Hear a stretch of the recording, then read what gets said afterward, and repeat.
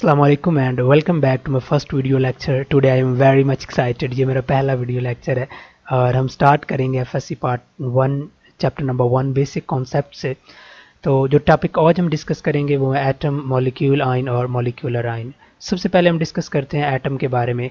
बहुत अरसा पहले, लॉन्ग टाइम अगो, ये सोचा जाता था, स्पेशली जो ग्रीक फिलोसोफर्स थे वो सोचते थे कि अगर हम किसी भी मैटर को तोड़ना शुरू कर दें, पीसेज में डिवाइड करना शुरू कर दें, हत्ता कि एक पॉइंट ऐसा आएगा जब तोड़ते तोड़ते वो इतना छोटा हो जाएगा कि उसको मज़ीद नहीं तोड़ा जा सकता। वो जो सबसे छोटा पार्टिकल जिसको मज़ीद नहीं तोड़ा जा सकता, डेमोक्रेटस ने उसके लिए पहले दफ़ा टर्म एटमस यूज़ की थी। एटमस का मीन होता है इनडिविजिबल, और ये किसी भी मैटर का स्मॉलेस्ट पार्टिकल है। तो ये एटम की तरफ एक पहला कदम था। फिर 17वीं सेंचुरी के अंदर क्वांटिटेटिव स्टडी की गई और ये पता चलाया गया कि कुछ एलिमेंट्स जो हैं वो बहुत सी चीज़ों का हिस्सा होते हैं। जैसे हम अगर ऑक्सीजन की बात करें तो ऑक्सीजन वाटर के अंदर भी मौजूद है, ऑक्सीजन ग्लूकोज के अंदर भी मौजूद है, वो अल्कोहल के अंदर भी मौजूद है। ऑक्सीजन कितनी ज़्यादा चीज़ों के अंदर मौजूद है। तो ये 17वीं सेंचुरी के अंदर ये बात सामने आई कि कुछ एलिमेंट्स ज़्यादा चीज़ों का हिस्सा भी होते हैं।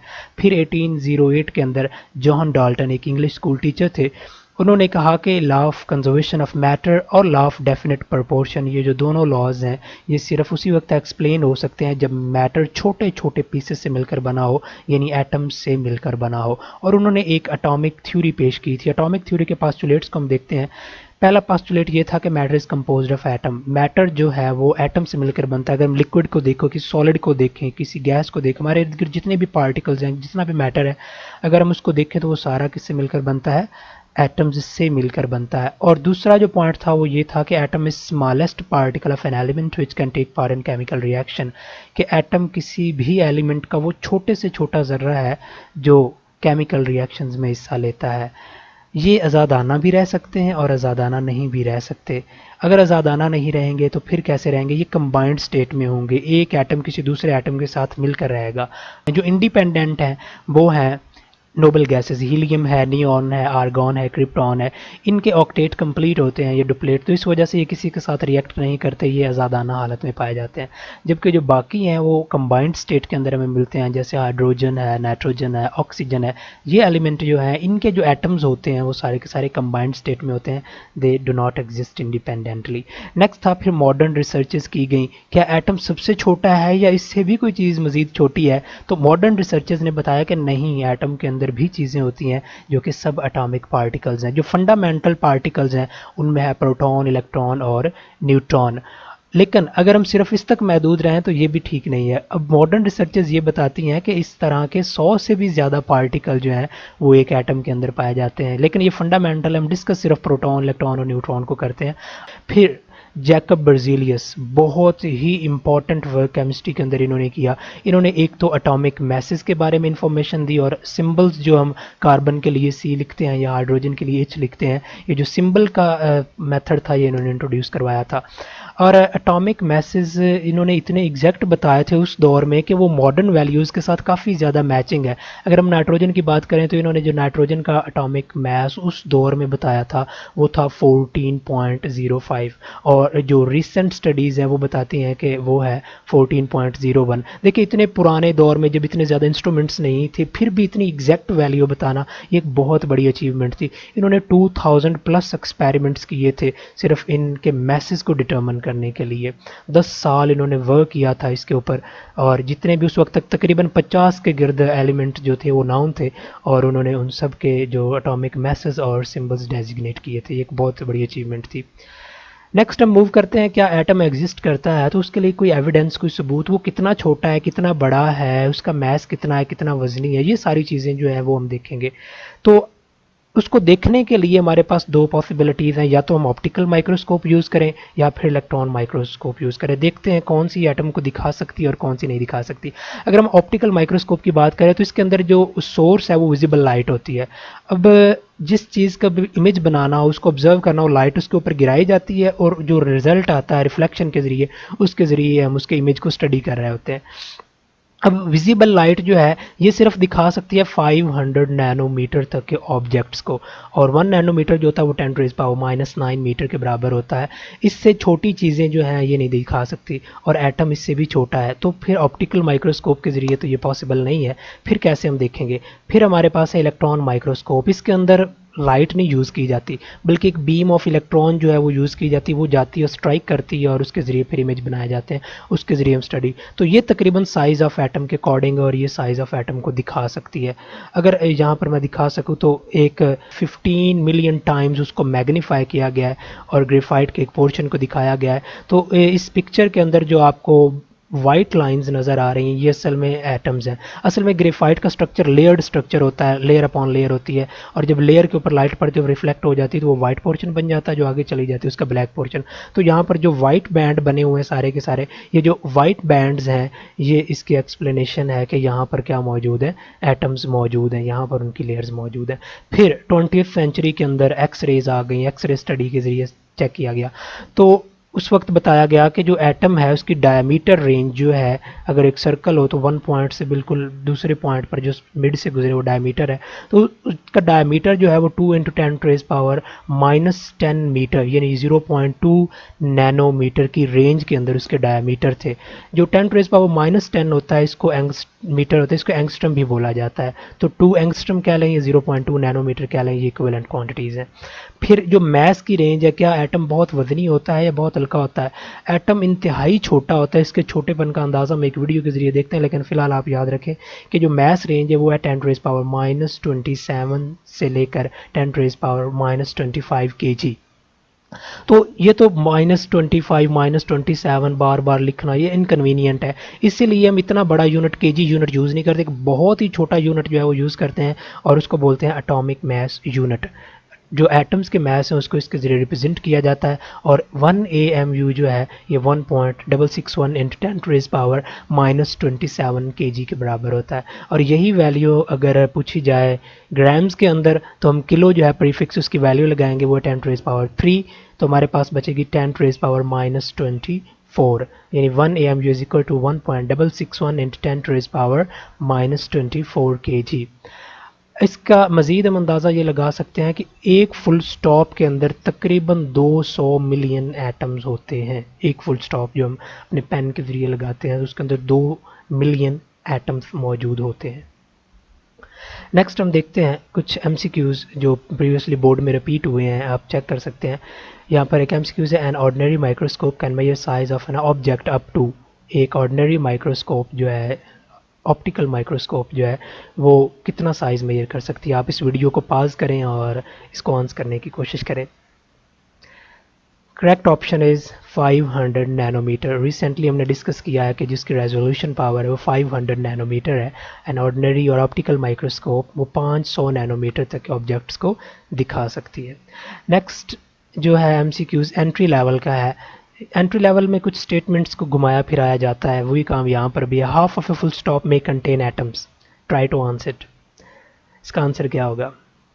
इसका आंसर है 1 मिलियन, क्योंकि अगर एक फुल स्टॉप की बात करें तो उसके अंदर हमने पढ़ा तकरीबन 2 मिलियन होते हैं, लेकिन यहाँ पर बात है half of a full stop, आधा फुल स्टॉप जो होगा उसमें कितने होंगे, तो वो 1 मिलियन होंगे, 2 मिलियन नहीं होंगे। बस स्टेटमेंट को समझना और आंसर करने की कोशिश करनी है। एटम कितना छोटा है, हम यूनिवर्स से लेकर जूम करते हैं एटम और सब एटॉमिक पार्टिकल्स तक, एक शॉर्ट वीडियो के ज़रिए इसको एक्सप्लेन करते हैं। तो देखते हैं एटम कितना छोटा है। ये हमारे यूनिवर्स से इसको हम स्टार्ट करते हैं और जूम करते चले जाते हैं।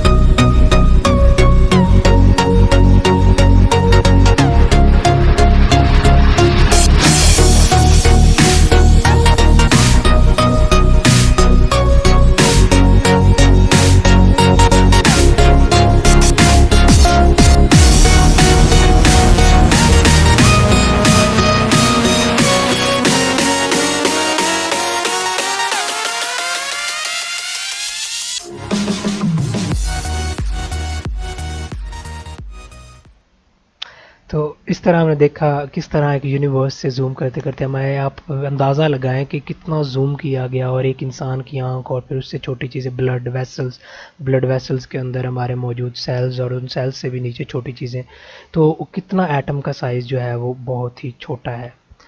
नेक्स्ट जो हम देखते हैं मॉलिक्यूल के बारे में, ये था ब्रीफ इंट्रोडक्शन एटम का। और अब देखते हैं मॉलिक्यूल को। मॉलिक्यूल की डेफिनेशन है molecule is the smallest particle of a pure substance which can exist independently. दो कंडीशंस यहाँ पर बता दी गई हैं, एक तो वो प्योर सब्सटेंस का स्मॉलेस्ट पार्टिकल हो कि उसको मजीद संभाल ना किया जा सके, और दूसरी कंडीशन है वो इंडिपेंडेंट भी एग्जिस्ट करे। तो ये दोनों कंडीशंस जहाँ पर पूरी होंगी हम कहेंगे कि वो मॉलिक्यूल है।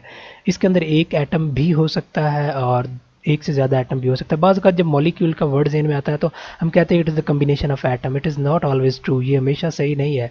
बाज़ अवत ऐसा होता है एक सिंगल एट मॉलिक्यूल के तौर पर एक्ट कर सकता है, और एक मॉलिक्यूल के अंदर मौजूद एटम्स की तो जो तादाद है उसको बोलते हैं एटॉमिसिटी। ये भी एक डेफिनेशन है, मॉलिक्यूल और एटॉमिसिटी दोनों की डेफिनेशन करनी है। The number of atoms present in A molecule is called its atomicity. अगर हम मॉलिक्यूल की क्लासिफिकेशन देखें तो तीन तरह से क्लासीफाई किया गया है, एक एटॉमिसिटी की बेस पे, दूसरा नेचर ऑफ एटम्स की बेस पे, और तीसरा साइज़ की बेस पे। अगर हम सबसे पहले देखें मोनो एटॉमिक, तो ऐसे मॉलिक्यूल जिनके अंदर एक एटम हो, the molecule which consist of single atom are called mono atomic molecule. जैसे हमने पहले जिक्र किया था हीलियम, नियॉन, आर्गन, क्रिप्टॉन, ये स्मॉलेस्ट पार्टिकल भी हैं, और हमने दूसरी कंडीशन रखी है कि इंडिपेंडेंट एग्जिस्ट करे, तो ये इंडिपेंडेंट भी एग्जिस्ट करते हैं, इसीलिए ये एटम की डेफिनेशन पर भी पूरा उतरते हैं, तो इसको वहाँ भी लिखेंगे, और ये मॉलिक्यूल की डेफिनेशन पर भी पूरा उतरते हैं, तो ये मॉलिक्यूलर फॉर्म में भी आएंगे। तो ये मोनो एटॉमिक मॉलिक्यूल हैं जो जितनी भी नोबल गैसेज हैं। नेक्स्ट है पॉली एटॉमिक मॉलिक्यूल्स, जैसे CO है, जैसे H2O है, जैसे C6H12O6 है। आप देख सकते हैं इनके अंदर एक एटम नहीं है। If A molecule has more than one atom it is called poly atomic molecule. दूसरी क्लासिफिकेशन है नेचर ऑफ एटम्स की बेस पे कि क्या एटम एक जैसे हैं या मुख्तलिफ हैं। अगर किसी भी मॉलिक्यूल में मौजूद सारे एटम्स एक जैसे हैं तो उसको बोलते हैं हम होमो एटॉमिक। होमो का वर्ड एक सिमिलर, सेम या एक जैसे के लिए यूज़ किया जाता है। होमो एटॉमिक मॉलिक्यूल, आप यहाँ पर एग्जांपल देखिए, H2H और H मिला हुआ है, क्लोरीन के अंदर Cl और Cl क्लोरीन, और फिर फास्फोरस जो है P, फास्फोरस के ही चारों एटम है। इस तरह सल्फर है, उसके ही 8 एटम है, सारे एक जैसे हैं, क्योंकि एक जैसे इसलिए हम कहेंगे होमोटॉमिक। नेक्स्ट कैटेगरी है हेट्रोटॉमिक। हेट्रो का मीन होता है different. Molecule which consist of different types of atoms are called heteroatomic molecule. H2SO4 है, इसमें हाइड्रोजन है, सल्फर, ऑक्सीजन है। C6H12O6, इसके अंदर कार्बन है, हाइड्रोजन है और ऑक्सीजन है। नेक्स्ट क्लासिफिकेशन है on the basis of size, कि क्या मॉलिक्यूल छोटे हैं या बड़े हैं। जो बड़े साइज़ के मॉलिक्यूल हैं उनके लिए टर्म यूज़ की जाती है macro molecule. The molecule which has greater mass, जिनका मैस क्या होता है, ज़्यादा होता है, उनको क्या बोलते हैं, मैक्रो मॉलिक्यूल। और दूसरे मॉलिक्यूल जिनका मैस कम होता है उनको बोलते हैं माइक्रो मॉलिक्यूल। जो मैक्रो मॉलिक्यूल है इनके अंदर थाउजेंड्स ऑफ एटम्स होते हैं, और इसकी एग्जांपल है डायमंड और हीमोग्लोबिन। हीमोग्लोबिन के बारे में मज़ीद हम कुछ चीज़ें देखेंगे। डायमंड के अंदर कार्बन कार्बन एटम लाखों की तादाद में लिंक्ड होते हैं, इसलिए वो भी एक जेंट और मैक्रो मॉलिक्यूल है। और माइक्रो मॉलिक्यूल जो है they have low molecular weight, इनका मॉलिक्यूलर वेट जो है वो कम होता है। इसकी एग्जांपल H2O है, CO2 है, C6H12O6 है। तो ये छोटे मॉलिक्यूल हैं, इनके अंदर हज़ारों की तादाद में एटम्स नहीं है, बल्कि 2, 4, 10, 12, 20 इतने एटम होंगे, तो ये माइक्रो मॉलिक्यूल है। नेक्स्ट यहाँ पर स्ट्रक्चर दिखाया गया है हीमोग्लोबिन का। इसके बारे में मज़ीद हम कुछ चीज़ें डिस्कस करते हैं कि हीमोग्लोबिन है क्या। ये हमारे ब्लड के अंदर मौजूद एक प्रोटीन, ये कितना बड़ा है आप अंदाज़ा लगाएं कि it has nearly 10,000 atoms in it. इसके अंदर तकरीबन 10,000 एटम्स होते हैं, and it is 68,000 time heavier than hydrogen atom. एक हाइड्रोजन एटम से ये तकरीबन 68,000 गुना भारी है। तो इससे आपको अंदाज़ा हो गया कि ये एक बड़ा मॉलिक्यूल है, इसके लिए टर्म यूज़ होगी मैक्रो मॉलिक्यूल ना कि माइक्रो मॉलिक्यूल। नेक्स्ट इस रेलिवेंट कुछ MCQs हैं। How many times haemoglobin molecule is heavier than hydrogen atom. ये बोर्ड में MCQs कई दफ़ा आ चुका है, तो इसका करेक्ट आंसर देखते हैं 68,000 टाइम्स। इसी से रेलिवेंट एक और MCQs है, एंट्री लेवल के MCQs है, इसको आंसर करने की कोशिश करें। How many times haemoglobin molecule is heavier than hydrogen molecule. थोड़ा सा स्टेटमेंट में डिफरेंस है, ट्राई टू आंसर इट। चलो चेक करते हैं करेक्ट आंसर क्या है। 34,000 एटम्स। अगर आपने 68,000 लगाया था तो गलत लगाया था। असल में यहाँ पर हाइड्रोजन एटम की बात नहीं हुई, हाइड्रोजन मॉलिक्यूल की बात हुई है, और हाइड्रोजन मॉलिक्यूल जो है वो 2 हाइड्रोजन एटम से मिलकर बनता है। इसलिए एक हाइड्रोजन से तो वो 68,000 टाइम्स हैवियर है, लेकिन 2 हाइड्रोजन अगर कंबाइन होंगे तो उनका मास 2 हो जाएगा, तो इससे वो तकरीबन हाफ में आ जाएगा, 34,000 तकरीबन। नेक्स्ट देखते हैं आयन के बारे में। आयन क्या है? आयन वो स्पीशीज़ हैं, वो चीज़ें हैं विच कैरी इधर पॉजिटिव और नेगेटिव चार्ज, जिनके ऊपर या तो पॉजिटिव चार्ज होता है या फिर नेगेटिव चार्ज होता है। जिनके ऊपर पॉजिटिव चार्ज होता है उनको बोलते हैं cation. An ion which has positive charge is called cation, या species which carry positive charge is called cation. Cation बनते कैसे हैं? जब एक एटम जो है वो अपना एक या ज़्यादा इलेक्ट्रॉन लूज़ कर देता है, जब वो इलेक्ट्रॉन लूज़ करेगा तो उस पर चार्ज क्या आ जाएगा? पॉजिटिव। तो पॉजिटिव चार्ज जो कैरी करते हैं वो होते हैं केटाइन। हम एक जनरल एग्जांपल देखते हैं। अगर हमारे पास एक एटम ए है और वो रिएक्ट करता है और यानी वो कन्वर्ट हो जाता है ए पॉजिटिव में, तो डेफिनेटली यहाँ पर क्या होगा, हमारे पास जो एक इलेक्ट्रॉन है वो उसके अंदर से रिलीज़ होगा, तो वो केटाइनिक फॉर्म में आ जाएगा। केटाइंस की एग्जांपल में हम देख सकते हैं सोडियम है, पोटाशियम है, कैल्शियम है, मैग्नीशियम है, एल्यूमिनियम है, आयरन है, स्टेनम है। तो ये सारे जो हैं इनके ऊपर पॉजिटिव चार्जेस हैं, ये सारे के सारे क्या हैं? केटाइंस हैं। केटाइंस सम टाइम ऐसा होता है कि वो एक एटम होता है उसके ऊपर चार्ज आ जाता है, some time group of atoms जो हैं उनके ऊपर भी चार्ज आ जाता है। जैसे यहाँ पर एग्जांपल NH4 पॉजिटिव, या इस तरह ऑर्गेनिक केमिस्ट्री के अंदर कुछ कार्बोकेटाइंस होते हैं। ये जो सारे हैं ये ग्रुप ऑफ एटम्स है जिनके ऊपर कलेक्टिवली चार्ज मौजूद होता है। तो ये भी पॉसिबिलिटी है कि जो केटाइन है वो सिंगल एटम के ऊपर चार्ज आ जाए या ग्रुप ऑफ एटम के ऊपर चार्ज आ जाए। यहाँ से जो इंपॉर्टेंट क्वेश्चन आपको पूछा जा सकता है वो ये है, cation formation is an endothermic process. Cation बनेगा कैसे? एक न्यूक्लियस है, उसके गिर्द इलेक्ट्रॉन है, इलेक्ट्रॉन को वहाँ से निकालना है। इलेक्ट्रॉन को न्यूक्लियस कशिश कर रहा है, कशिश के बावजूद भी अगर हमने निकालना है तो पक्की बात हमें क्या करना पड़ेगा, उसे एनर्जी देनी पड़ेगी। और ऐसे सिस्टम जिनको एनर्जी देनी पड़े, जिनके अंदर एनर्जी एब्सॉर्ब हो रही हो, हम कहते हैं कि वो प्रोसेस क्या है? एंडोथर्मिक प्रोसेस है। जब भी हमने केटाइन फॉर्मेशन करनी है, cation formation will always require some amount of energy, so that's why it is an endothermic process. Next है नेगेटिव आयंस। नेगेटिव आयंस को बोलते हैं एनाइन। एनाइन कब बनते हैं? जब वो एक इलेक्ट्रॉन या एक से ज़्यादा इलेक्ट्रॉन्स गेन कर लेते हैं। जब वो गेन करेंगे तो उस पर चार्ज क्या आ जाएगा? नेगेटिव चार्ज आ जाएगा, और नेगेटिव चार्ज कैरियर को बोलते हैं एनाइन। ये बनता कैसे है? लेट्स सपोज हमारे पास एक एटम बी है और उसके साथ एक इलेक्ट्रॉन ऐड हो गया तो वो बी नेगेटिव बन जाएगा, तो वो क्या बन जाएगा? एक एनाइन बन जाएगा। यहाँ पर कुछ एनाइंस हैं जो ग्रुप ऑफ एटम्स हैं, हाइड्रोक्सल है, कार्बोनेट है, सल्फेट है, उनकी एग्जांपल्स दी गई हैं, ये आप एग्जांपल में कोट कर सकते हैं। नेक्स्ट जो इंपॉर्टेंट शॉर्ट क्वेश्चन है, मोस्ट इंपॉर्टेंट शॉर्ट क्वेश्चन, वो है कि formation of uni negative ion is an exothermic process. Why? कि एक यूनी नेगेटिव आयन फॉर्मेशन, एक यूनी नेगेटिव आयन का बन जाना एक एक्सोथर्मिक प्रोसेस है। क्यों? यूनी नेगेटिव आयन बनेगा कैसे? हमारे पास एक न्यूट्रल एटम है, उस न्यूट्रल एटम के करीब अगर कोई एक इलेक्ट्रॉन आया है और वो उसको गेन करता है तो इलेक्ट्रॉन और न्यूक्लियस के दरमियान कशिश होगी। वो जो कशिश है, उस कशिश की वजह से जब वो इलेक्ट्रॉन को अट्रैक्ट करेगा, उस अट्रैक्शन के नतीजे में एनर्जी जो है वो रिलीज़ होगी। तो इस प्रोसेस को हम क्या कहेंगे? It is an exothermic process. Energy is always released when an electron is added to a neutral atom, that's why it is an exothermic process. लेकिन जब दूसरा इलेक्ट्रॉन ऐड करेंगे तो फिर ऐसा नहीं होगा। पहला इलेक्ट्रॉन हमने ऐड किया था न्यूट्रल एटम में, दूसरा जो इलेक्ट्रॉन ऐड करेंगे वो न्यूट्रल एटम में नहीं होगा, वो किस में होगा? ऑलरेडी उसके ऊपर एक नेगेटिव चार्ज मौजूद है। अब दोबारा एक नेगेटिव लाने की कोशिश कर रहे हैं तो ऑलरेडी प्रेजेंट नेगेटिव चार्ज आने वाले नेगेटिव को क्या करेगा? रिपेल करेगा। तो उस रिपल्शन की वजह से वो ऑटोमेटिकली ऐड नहीं हो सकता, उसको ऐड करवाने के लिए हमें ज़बरदस्ती करनी पड़ेगी, हमें एनर्जी देनी पड़ेगी। तो बाय नेगेटिव आयन फॉर्मेशन जो है वो एक एंडोथर्मिक प्रोसेस बन जाएगा। नेक्स्ट हम देखते हैं मॉलिक्यूलर आयन। क्या होता है मॉलिक्यूलर आयन? मॉलिक्यूल में आल्सो लूज और gain an electron to form molecular ion. ये भी मुमकिन है कि एक मॉलिक्यूल इलेक्ट्रॉन गेन कर ले, ये इलेक्ट्रॉन को लूज कर दे।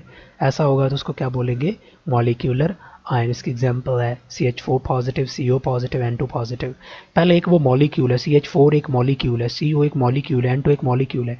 पहले वो एक मॉलिक्यूल है, उस मॉलिक्यूल के अंदर से एक इलेक्ट्रॉन निकल गया, ये 2 इलेक्ट्रॉन निकल गया, ये उसने एक इलेक्ट्रॉन गेन कर लिया, ये 2 इलेक्ट्रॉन गेन कर लिया, इससे ज़्यादा, तो उसको बोलेंगे मॉलिक्यूलर आयन। लेकिन ज़्यादा कंडीशन ये होती है कि इनसे इलेक्ट्रॉन निकल जाते हैं। केटाइन फॉर्मेशन इज़ अबंडेंट, इसलिए ऊपर जो 3 एग्जांपल लिखी गई वो तीनों ही केटाइन हैं। जो मॉलिक्यूलर आयन है वो केटाइनिक फॉर्म में ज़्यादा एग्जिस्ट करते हैं, और एनाइन जो है वो लेस अबंडेंट होते हैं। इसकी वजह क्या है वो मैं एक्सप्लेन कर देता हूँ। वो जनरेशन के अंदर सारा हमें पता चल जाएगा ये जनरेट कैसे होता है। ये जनरेट ऐसे होते हैं कि हमारे पास ये एक एटम है, इस एटम के ऊपर या तो हाई एनर्जी इलेक्ट्रॉन बीम गिराएं, उसका नतीजा ये निकलेगा कि इसके इलेक्ट्रॉन जो है वो इजेक्ट करके आगे लेगा। लेट्स सपोज यहाँ पर एक इलेक्ट्रॉन रोटेट कर रहा है और ये न्यूक्लियस है, यहाँ से तेज़ इलेक्ट्रॉन आया, उसके साथ स्ट्राइक किया और इस इलेक्ट्रॉन को भी लेके आगे निकल गया। अब इसका नतीजा क्या निकलेगा, इस पोर्शन के ऊपर क्या आ जाएगा, पॉजिटिव चार्ज आएगा। बहुत लेस प्रोबेबिलिटी है कि फास्ट मूविंग इलेक्ट्रॉन इसमें कैप्चर हो जाए, बहुत रेयर केसेस में ऐसा होता है, इसलिए नेगेटिव भी बन सकते हैं।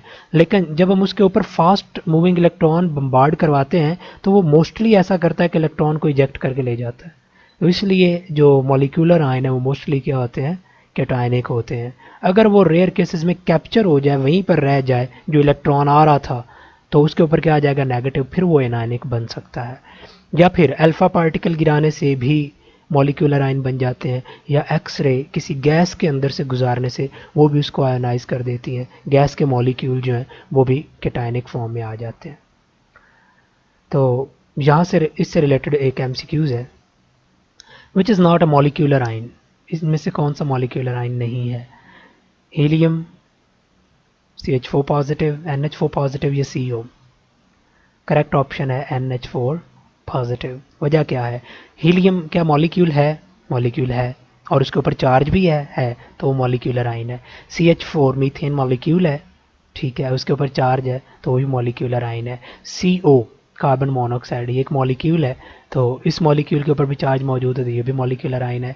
लेकिन NH4 एक मॉलिक्यूल नहीं है। असल में अमोनिया NH3 एक मॉलिक्यूल है, उसमें नाइट्रोजन के पास लोन पेयर है, वो लोन पेयर के जरिए हाइड्रोजन को पिक कर लेता है तो वो NH4 पॉजिटिव में आ जाता है। इसलिए हम कहेंगे कि ये एक मॉलिक्यूल नहीं, तो ये मॉलिक्यूलर आयन कैसे हो सकता है, तो ये मॉलिक्यूलर आयन नहीं है, तो ये करेक्ट ऑप्शन है NH4 पॉजिटिव। तो ये था आज का लेक्चर जिसमें हमने एटम, आयन, मॉलिक्यूल और मॉलिक्यूलर आयन के बारे में पढ़ा। अगर आपने अभी तक इस चैनल को सब्सक्राइब नहीं किया तो सब्सक्राइब कर लें।